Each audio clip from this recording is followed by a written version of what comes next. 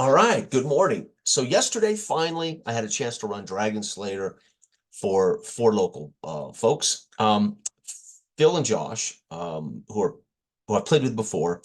Josh is Katie's little brother, and Phil is Josh's friend. And they play with Brian and Katie in their 5e group for a long, long time. And two of Josh's friends who also play in that 5e group, but have never played OSR, and I've never met before, Mike and Chase. Um, it was kind of a frenetic day. I got a lot done yesterday, and then I had travel time, and then the session, most mostly the character gen took the longest, and I did a couple things that weren't rules as written here for them. I told them I don't care what your attribute scores are. You can be whatever class you want to play. I didn't want to limit them. I wanted, if they want to play Ranger, man, I'm not going to wait for them to roll up the perfect set of numbers. I said, if you want to be a Ranger, be a Ranger. I don't care what the numbers are. However, I wanted them to play a race that the class allowed. So they couldn't be like a gnome Ranger. I wasn't going to do any of that shit. Right. Josh ended up with DeFrenzu, a Ranger. Um, uh, Phil ended up with Quint, or Josh, excuse me. Phil ended up with DeFrenzu, the Ranger. Josh ended up with the Cyclops fighter. Chase ended up with a barbarian, human barbarian Abranix. And Mike plays the Dougal, a straight half orc fighter. So half orc, human, Cyclops, and human. So two humans, half Cyclops, and half orc. Two fighters, a ranger and a barbarian. And I did something else that isn't normal for Dragonslayer. I told them roll 3 dice 6 straight down 7 times. The final roll is their gold. And then you could pick a pack from that. I wasn't going to allow them to fiddle around with shopping. And I said you could take a pack from the class that you want. And if you don't quite have exactly the amount of money, we'll fidget and but don't, I mean, if you only have 80 gold and there's 152 gold pack, no, you can't do that, right? And so we were outfitted and ready to roll. They did not necessarily have attributes to support the classes they took, and but they were able to, and they weren't able to place them. So I think, for instance, Phil's a ranger. Obviously, ironically, he had a dexterity, I think, of 9, which is not ideal for the ranger, right? But there it is. I think his charisma, though, was like 15. I don't have their characters. I have no idea all the details because I didn't care. I said roll 3 dice 6 straight down 7 times. The last score is your gold. And the reason I did that for these guys, Phil and Josh have played with me before, and we've done it this way. But the other two had never had this experience. And I thought I want to give them the Dragon Slayer experience, but I wanted to give them that kind of traditional OSR grind. I wanted them to get that experience. These are 5e guys. And then I kind of had to do a conversation with them about how this isn't like 5th edition, right? The big one was they were going to have to manage resources, and it was going to matter. I was going to track time, which meant your torches are burning. They need to be aware that everything they do takes time. Every decision they make matters. And more importantly, they weren't necessarily heroes. They weren't going ultimately to go into every combat knowing they're pretty much got the edge, or that they're probably going to come out of this. I did explain to them they can bind wounds post-combat. I explained to them we would do it in a long rest. You would be able to get 1 hit point back per long rest, which is 6 to 8 hours, which is basically a camp. I explained to them that there are wandering monsters on every actual 10-minute turn, so it can get hairy quick.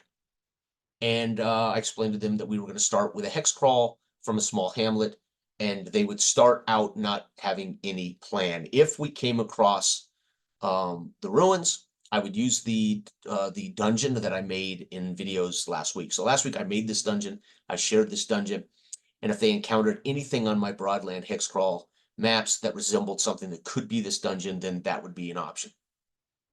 So they were kind of set up. The hamlet I just described is a stopping point. They came through town. It's got a small tavern with a common house where you could pay your 3 coppers a day just to bed down in like a common room.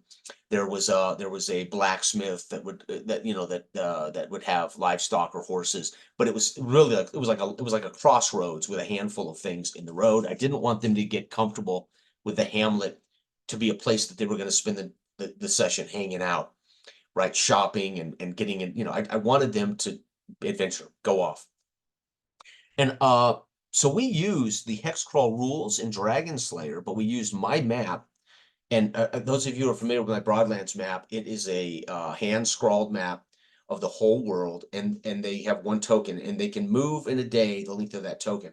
And that token, instead of having hexes, that token represents their march for the day, that length across the map, and whatever the terrain is what we use.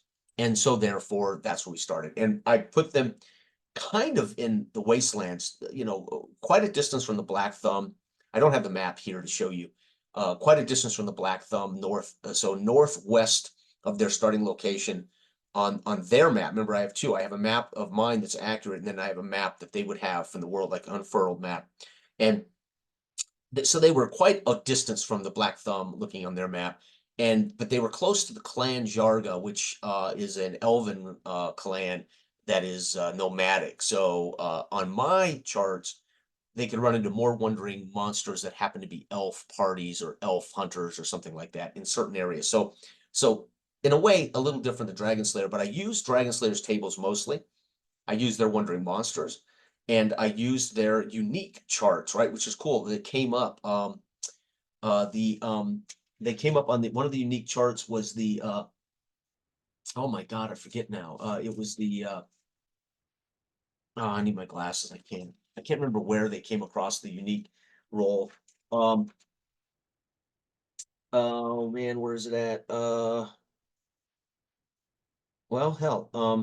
Oh, the abandoned village, which is unique number 2 on the unique chart, was the abandoned. And the reason it's no big deal was they just camped there. However, they were interrupted in the morning as they were packing up to head out.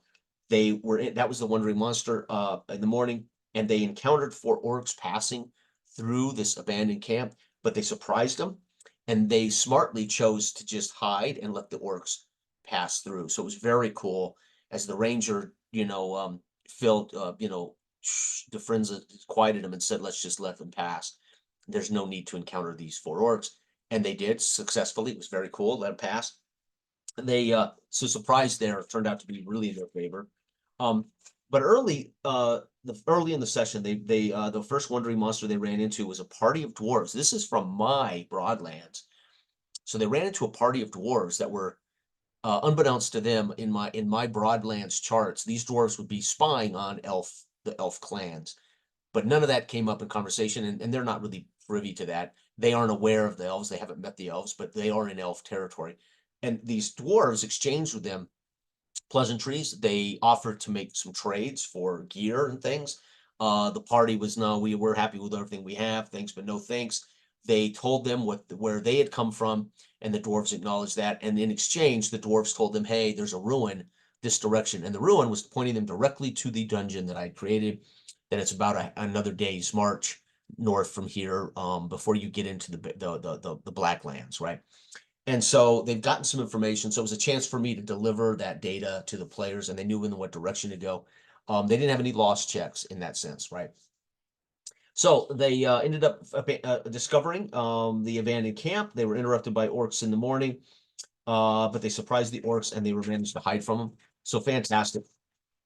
They continued on, and at dusk, they discovered the ruin, and they decided to camp here before they go in. Very similar to what happened to me in my solo play. I happened to roll at dusk on using a similar chart, and they just had traveled. They were able to avoid the rest of the day any wandering encounters in the next hex. So again, mine you topple over the token and then upright the token like a step. The token steps. So that covered the whole thing. I made the 2-a-day wandering monster checks in my rules, on my Broadland rules, for morning and for evening, or for afternoon.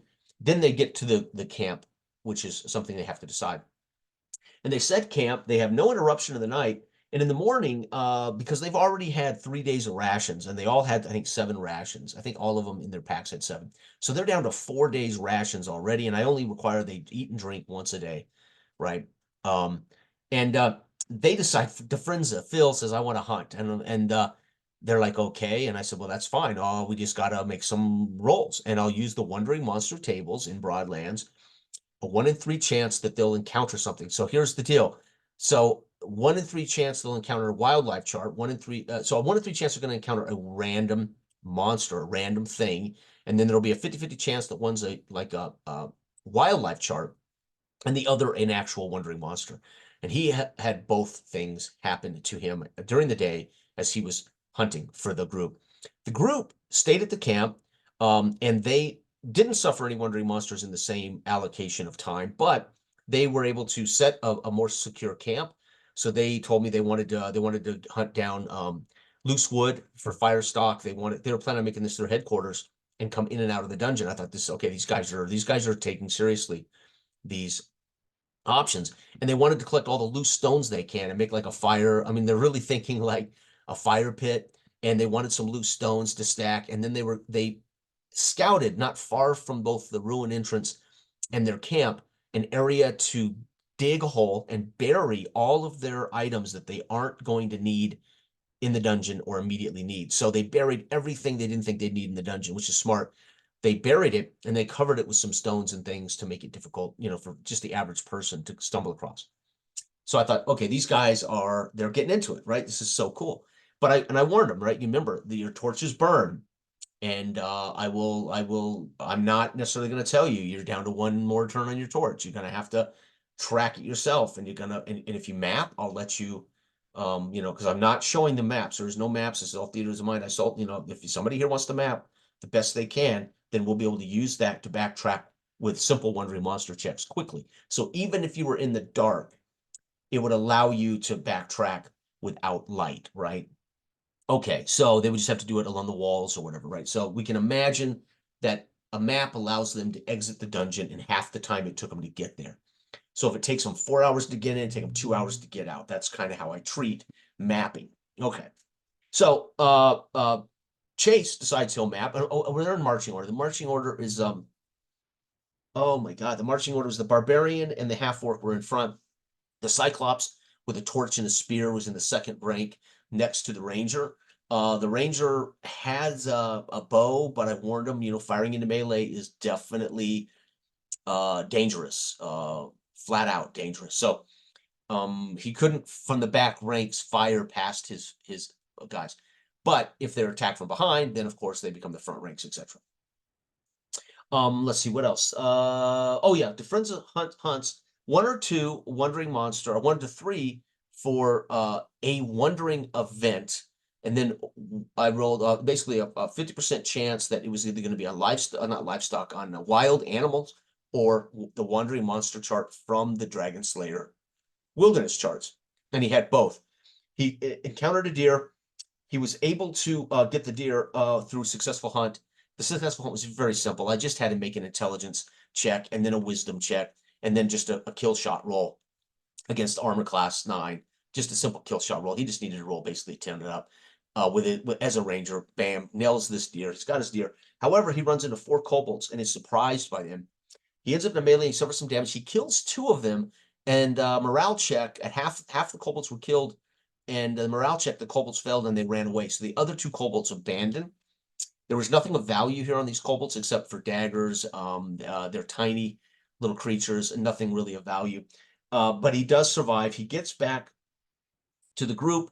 He is able to get 2d4 plus 1 rations from this deer. So he skins the deer. We make a 2d4 plus 1 check. He's going to get at least 3 days of rations. He ended up getting 7 days of rations. He divided it by giving his party mates 2 days each. So that was 6. He kept 1 day for himself, which I thought was pretty noble.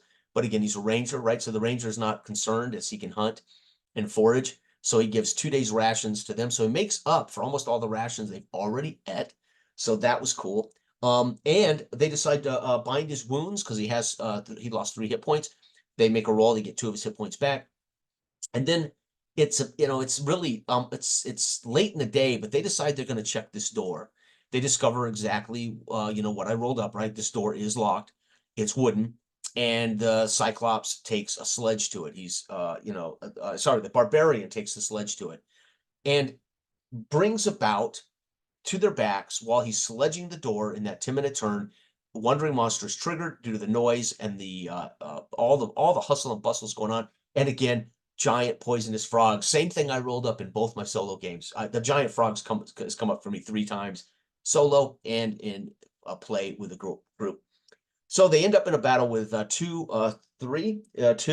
giant poisonous frogs, and they waylay them. Boom, it's over. Nobody gets hit. Nobody has to make any death saves. It was easy picking. So again, they're feeling pretty good about themselves at this point. That's going to change soon as they enter, right?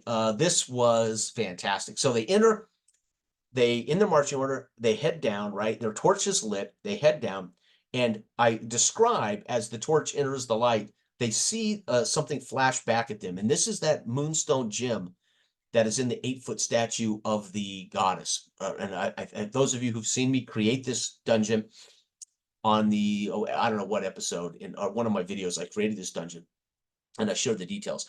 But I describe as they enter the room, they see this flash of their torch come back at them. And they approach it and they see now the statue of the half woman, half goat, the green maiden, fawn. Again, in the book, it was supposed to be an evil goddess, but I made it just the fawn. Again, fawns are, again, one of the subscribers pointed out they're pretty much chaotic neutral, right? But this could be a cult that worships them, and they're not necessarily a chaotic neutral cult. It could be a chaotic evil cult that worships this creature. So we don't know, right? We don't know. It's just randomly generated dungeon. I gave the theme. Okay. Well, once they see that moonstone in its forehead, the Cyclops at 6'6" goes for it, and it's only 2 feet up from him. So with reaching out, he can reach up and grab this moonstone, and he does. He's able to twist it out, but he triggers the crossbow trap. They don't even look for a trap. They have no idea. He is shot in the back, so he's actually hit by a missile trap, and he takes 3 points of damage. Crossbow bolt hits the Cyclops in the back. They're all pretty stunned by this. They take him aside. They don't bind wounds or anything here. It's really not a combat. And we are now in, I think, 2 turns of their torch. Okay. They look about and they see the exit out of the north. They see the exit out of the east, and they see the exit out of the west. And they decide to head west.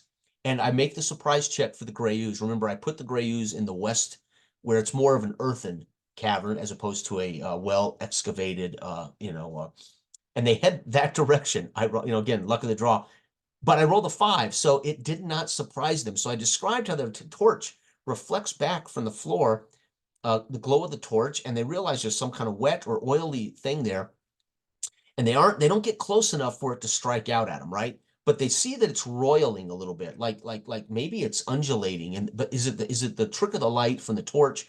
Are they actually seeing the floor move? So the ranger says, he hands a gold piece to the barbarian in front and says, flip this off into it and let's see what we see. And sure enough, this gold piece they see hit, and they all stand, as I described, it roils and up and lashes out and takes in the gold coin. And within just a matter of seconds, the gold coin is gone.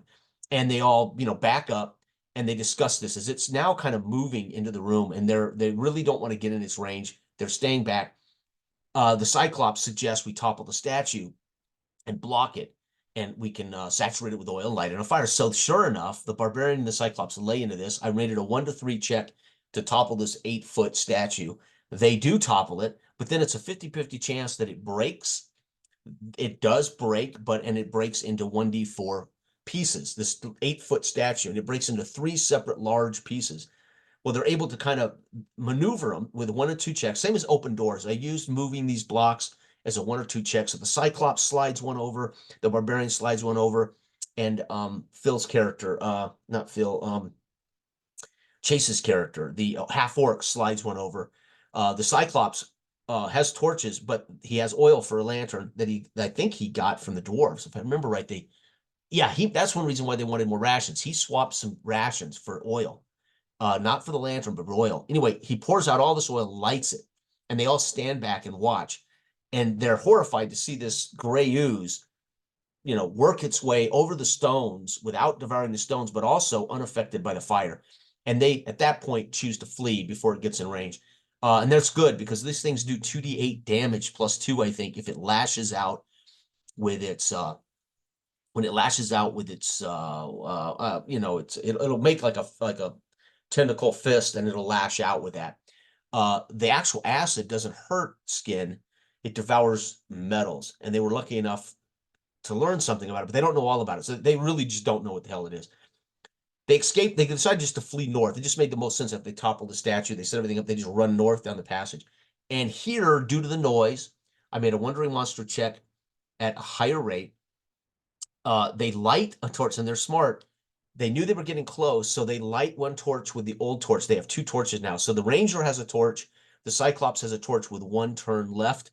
And so by the time they head down the hall and they run smack dab into Wandering Monsters, 3 giant fire beetles. The torch goes out. Fortunately, they've got 1 lit, and they end up in the melee with these 3 giant fire beetles. Unfortunately, by the time they're nearing the end of that melee, the gray ooze has caught up to them, and they end up sandwiched between fire beetle, gray ooze, and unfortunately, the entire party succumbs to horrified. I think it was the Cyclops who turned to use the spear on the gray ooze, and in 1 turn he saw it erode the metal, the point on his spear. So all he had left was a wooden, it's like a staff. So he's using this, what's left of the spear as a wooden staff. The ranger, of course, in horror, as his sword is being devoured after hitting the grays, or trying to hit the grays. So it was fantastic, but they succumb to the fire beetles. Again, first level, four party members. They've already had some damage here and there. They succumb to this gray ooze and the fire beetles. Game over. Fantastic. They enjoyed it. They knew going in. I told them, guys, the odds that you'll survive, it's just don't think of this as D&D 5e. You're just going to have to embrace it, play it using your brains in character if you want to, etc. And you're going to have to think about all these little pieces if you can remember. And they did good. It's easy to prompt them, hey guys, you're going to have to have some rations and water, because we're camping, and they would mark off the rations and water. I told them, once this torch is lit, somebody needs to be paying attention, and I'll mark that by flipping. So I had a 6-sided die that I set out for that series of turns, and it would go from 1 to 2 to 3. And of course, they knew by 5 they had to do. They would have their torch would go out, and they knew they would have to do a rest. So they had that in front of them to help them. But they needed to note on what number they lit the torch. Same thing I was doing. So if they lit a new torch on number 4, right, they knew that they had so many rounds, right? Unfortunately, they really only had to deal with the torch 1 time. So we didn't get far enough for the torch to matter. All of their overland travel in the Broadlands hex crawl to get here was daytime. They didn't do any nighttime work at all. They met a dwarven party from my Broadlands clan area of the map, which is one of that. It's a kind of a specialized chart of wandering creatures for that. I also used the wandering monsters from the Dragonslayer wilderness rules as well, especially for the hunt when he went hunting. I had to use my animal table, my wildlife table when he went to hunt.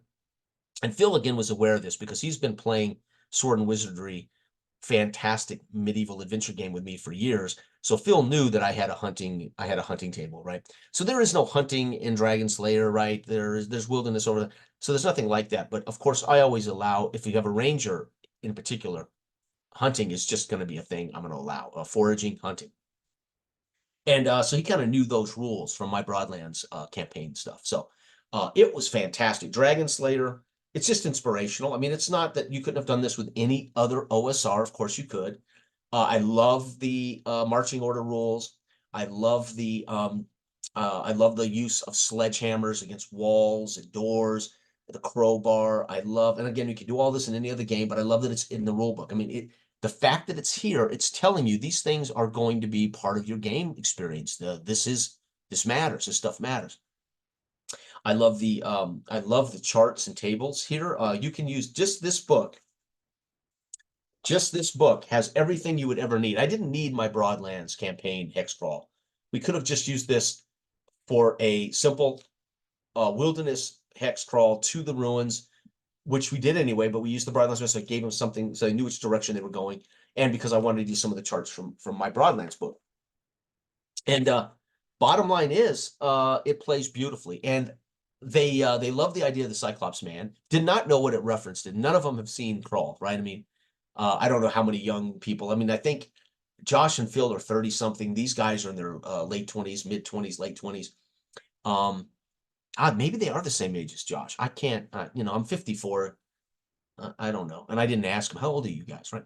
I love the fact that they embraced, um, they didn't seem to have a problem with it not being heroic. They didn't seem to have a problem with their potential, their vulnerabilities, I think they would have been shocked had one of the poisonous frogs had bitten the ranger in the fight and he fell to save and dropped dead, game over. I think, Phil and Josh have played with me. They've encountered these things, but I would have been fascinating if our not a ranger, if Mike or Chase's characters had, or if any of them had suffered an instant save or die, I think those two guys would have went, what? That, I mean, literally, that's it. They weren't surprised by their hitting zero and being dead. I've warned them that, hey, when you get to zero, there's no death saves. We're not going to use the optional rules. So it was fantastic. Had a great time, and they were really. I don't know if they're willing to do it again. I think they would, but again, I'm not certain I want to make that drive more than once a month, if ever, if at all. Again, it's a long journey for me, but we had a good time. Session was the longest piece of the session was making characters and me briefing them in a way on what this is, that it's not like fifth edition. Of course, Phil and Josh helped in a way brief them and explain, a little bit about this. And I wouldn't do that normally. I would just say, hey, this is what we're doing, guys. These are the rules. Let's go. But I knew I was dealing with guys that had never experienced anything but 5e. And again, when that is your base experience, it's going to bias you to what anything that is remotely D20. Um, it's going to bias them to what their what do I say, their expectations. When I say, hey, this is like D&D, but it's harkening back to the golden age, and it's a little different, and it's a little more of a simulator. It does matter if you have torches. It does matter if you have caltrops. It does, all that stuff matters, right? There are no cantrips, and I think that chased Chase away from playing the magic user. And I said there are no cantrips here, and you get one spell a day, and you got to memorize it successfully in the morning without being interrupted, or you don't get it. If you're interrupted while trying to cast it, it's gone for the day. And that clearly spooked Chase. I don't know if Mike even plays, but I could tell that really spooked Chase away from any magic class, because that ain't D&D 5e. D&D 5e, you can spam your magic fireball. You can, you got cantrips that you can use willy-nilly. And that would be the biggest shocker for 5e players, that their magic user at level 1 is not capable of doing the same damage as the fighter, the ranger, the dwarf. And I think that's also the biggest problem I have with 5e. Everybody's equal. Every class is equal. Everybody can do the same thing. It loses that sense of specification that I think made the original game so cool. We had to work as a team. The thief had a job. The cleric had a job. The magic user had a job. The fighter had a job. They were role-playing games where you had a role in the party, and you could also play a character. They did okay with role-playing. I think they were more concerned about the rules, and they were more concerned. I mean, Josh and Phil always do a good job of role playing. I don't know Chase and Mike that well, but I would argue they were basically playing the game. There was no what I would call even affectations toward conversation as a character to a character. And that could be because they just don't know me that well, and they were nervous, or they were bashful about it. I don't know. They were really, really nice guys, really cool. They embraced it. They handled the TPK pretty well. I mean, I don't know how you can't, right? There's no other way for me to play this. I'm not going to fudge the dice. And I rolled everything in front of them, by the way, so they knew the hits. They knew the damage. They knew that when I rolled the trigger the trap. I didn't tell them what I was rolling. I would drop that, and I'd say, okay, it's triggered a trap. You take, I'd roll the damage. But they knew I was rolling stuff. They knew I was rolling for something, wandering monsters, and they knew. But I didn't tell them. But if it hit and there was one, I'd say, okay, and then I would put, like, the fire beetles I had already rolled as they fleed the gray ooze. I had rolled it when they toppled I had rolled it when they toppled the statue. They made a lot of noise, so I rolled it, doubling the odds, or not doubling, doubling the odds of a wandering monster. And then I rolled up the fire beetle, and I knew it was coming from the North Passage. They just happened to run north, right smack dab into the fire beetles. And it was an epic brawl for about 4 turns, 5 turns. When the Grey Ooze caught up to them, and the back two had to turn and fight off the Grey Ooze. Game over. The Grey Ooze, again, I think does 2d8 plus 2 damage per strike from these. It creates this, I don't know what you'd call it. I think it's described in the rules. Anyway, and 2 rounds and they're dead men, right? So it was fun, great fun, loved it. And I don't know if we'll do it again, but so I got to say this: I can now speak one session as a GM. So I've had I was able to read the rules. I talked about that. I was able to create a dungeon and share that. I was able to then run through what I call the procedural dungeon generation. It's 2 solo sessions sharing this. And it helped me prepare for the session I knew was coming on March 9th. So I was kind of really prepared, ready to go, feeling good. The biggest change I did was I told them, guys, I want you to be whatever class you want to be. So don't worry about your attributes making those prerequisites, but do make sure your class and race can go together, right? And when they learned that the magic user was a different cat at level 1 through 3 in old school, that I think steered them all to more fighters, etc. They really dug the Cyclops thing, although they had no frame of reference to what what Cyclops, man, that's cool. What the hell is that? I tried to explain it to them, but they maybe they'll look up the movie. Maybe they can find the movie on one of these streaming services now. Crawl. I haven't seen Crawl since it came out of the theater. Honestly, so even I had to remember when I saw it in the book Dragonslayer. Matter of fact, when Jose told me, "Hey, dude, it's got Cyclops Man in it," and I had to think about it for a second. I was like, "Oh wait, that's." And I think Jose even said from the movie Crawl, and then I went, "Oh my god!" And then when I got the PDF and I saw it, I said, "Oh, this is cool." So even I, having seen Crawl in junior high or high school, had forgotten about Cyclops Man. So very cool, but it was fun. And again, I don't know what all the hubbubaloo is about, the younger generation. I don't think they have any. I mean, what you hear on, say, forums and YouTube videos is the whiny people, the people who want to bitch and whine out loud about what they don't like. But I have yet to sit with Phil and Brian and Katie and Josh and experience that kind of bullshit. So I just don't know how many people who do come to the table to play have these hangups that a lot of loudmouths in forums and in Facebook forums and in Delphi forums and in Discord chats. And that's where all these people go to bitch and whine and complain about the thing they don't like. Now they may have all, when I left and went home, they may have all sat around and said, it wasn't any fun, or they may have, right? But they weren't saying to me, what? That sucks. Why am I not winning these combats, right? So I just don't know. It's about expectations. They knew how dangerous because I told them, and I told them it's going to simulate. So hunting, and I didn't say hunting. I said resources, arrows, stones, and burning torches and oil for your lanterns. And you will have to eat and drink, and we will track time, and the hunting came up only because Phil knew that I had hunting and foraging rules in my Broadlands. So of course I'm not going to say no, you can't hunt, right? Especially since they're removed from any way to purchase rations. And that was cool too, that he shared most of that he was able to get from the deer with them and kept just one for himself, which was cool. So it was great fun. And of course he went out and suffered damage. I mean, he was actually wounded by the kobolds in the hunt. So he could have justified giving them all 1 day's rations and keeping the four for himself or something. So he could have justified it by all the hard work that he did. Meanwhile, it was so cool that they said, while he's off doing this, we're going to prepare this. We're going to make this a base camp, and we're going to prepare and make it we're going to come out of this dungeon every night if we can, and we're going to rest here. Because I warned him too. Dragonslayer makes it clear, don't camp in the dungeon. I made that clear.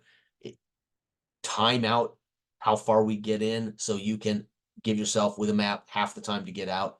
I think it was Mike was mapping it. Mike and well, he was getting help from Chase. So Mike and Chase, I think Mike was actually drawing it out. He was doing a linear drawing. So he was drawing like a line, roughly how far, and he would just line draw it. So it looks like he's not drawing like how wide or, he's just drawing like a line chart. So he knows they went in, he knows that there's something west, and he noted that they went north, and there's just a line drawing. So he didn't actually try to put the size of the room on the map, which was interesting, right? Because we always tried to draw, 10 feet wide when I would map or not I map, but when we would try to map as kids, and I did, I think, try I can't remember if I did map much as a kid, but Paul would map trying to literally draw the width and the length of it, right? And those dimensions of the room when I would tell them, which is wise because it would remind them that there might be on that north wall a secret passage. And this was something else I failed to do before we started. I didn't tell them that they should be aware to look for traps. They should be aware to look for secret passages and hidden passages. That's my mistake. Phil and Josh, having played so much with me, I rarely use traps and I don't use hidden passages. So it never, ever in all my years with Josh and Phil ever came up for traps and secret passages. So I did them a disservice, and there were secret passages on this designed dungeon, and certainly there were traps. That first trap got him. The Cyclops just stood up and grabbed that and wrenched the moonstone out. Boom, took a bolt in the back. It was a roll to hit, and he took the bolt in the back. And from the back corner, which how I decided the dungeon is, whoever tried to pull this out, if they pulled it out, would suffer this bolt that could hit them, and it did. But here's the deal: they knew then that traps. But I never really informed them, hey guys, remember, always look for traps, and always think about secret and hidden passages. Never crossed my mind. And that's because I, as a GM in all of my years, have never featured those two things. So habitually, I don't think about it. And it's something even as a player now, because I'll be playing Wednesday night, we start in our Dragonslayer campaigns. And it looks like we're going to have like a full house, which is so cool. Drop in, drop out. So we may sometimes have 6 people. We may sometimes have 4. I don't know. But I'm looking forward to that. I'm going to be a player in that. And I have to get my head around that myself. Got to pay attention for traps. Look for hidden and secret passages. Those kind of things. It's something that I don't provide as a GM. Never have. And of course, it's something that I'm going to have to think about as a player, right? So in that sense, they didn't get the best counseling from this old fart, but they had a good time. And we ended up with a TPK, which I kind of knew was going to happen with just 4 characters, especially this dungeon. The first room with gray ooze, wandering monsters occurring every turn on a 1 out of 6. And then, of course, they make noise, toppling the statue. They were so smart to avoid the orcs in the morning when they woke up in the morning, and the wandering monster orcs were coming through, and I rolled surprise. They surprised the orcs. The orcs did not surprise them. And I explained it to them that they just see them off through the rubble of the old village and the trees. You can see these 4 orcs moving through. They don't appear to know you. And that's when Phil said, and they got down and they just waited for him to pass. And it was so smart because, again, what it looks like in 5th edition orcs, easy prey. These guys would have waylaid those orcs, wasted those orcs, game over, right? It would have been simple. Fortunately, Phil's like, no, there's nothing easy in old school, and that was appreciated, Phil.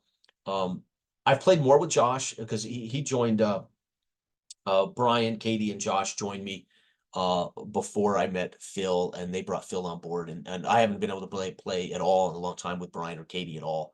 And I don't think they're even doing their 5e sessions right now. So anyway, thanks for listening to this nonsense, this long story.